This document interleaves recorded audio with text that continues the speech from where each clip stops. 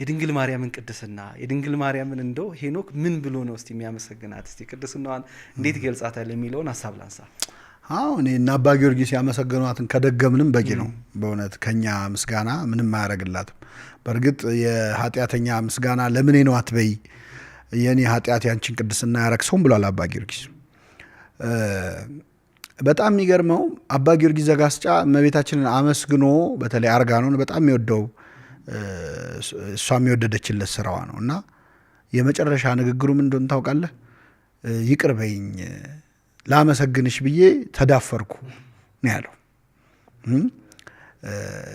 ደስ ያሰኘውሽ መስሎኝ ነው ያለው። እና እመቤታችን ያው ደስታ ናት፣ ሰላም ናት፣ እረፍት ናት። እግዚአብሔር በቅፎ ያረፈ ነው፣ እኛን ለማሳረፍ አታንስም። ስለዚህ እንደዛ ነው።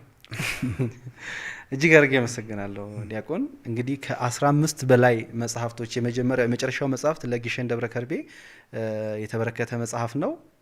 ለእናታችን ቤት ከ15 በላይ መጽሐፍቶች ተጽፈዋል በመምህር ዲያቆን ሄኖክ ኃይሌ። ከ6 በላይ ፊልሞች ተተርጉመዋል። ብዙ ጊዜ ስላየው ነው ስለ እመቤታችን ስታነሳና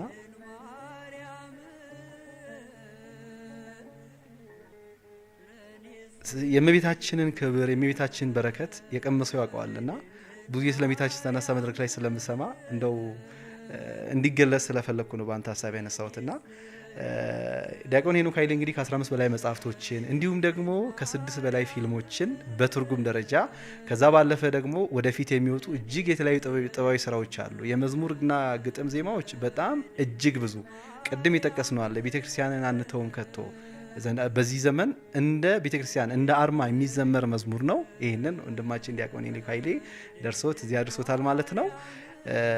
በድጋሚ እንኳን ለጌታችን ለመድኃኒታችን ለኢየሱስ ክርስቶስ የትንሣኤ በዓል በሰላም አደረሰ ማለት እፈልጋለሁ። አብራችሁን ስለነበራችሁ እጅግ አድርጌ አመሰግናለሁ። አክብረኸኝ በጣም እኔን ጥያቄን ሳትንቅ ስለመጣክ እጅግ አድርጌ አመሰግናለሁ መምህር። እኔም አመሰግናለሁ። መልካም በዓል። አሜን።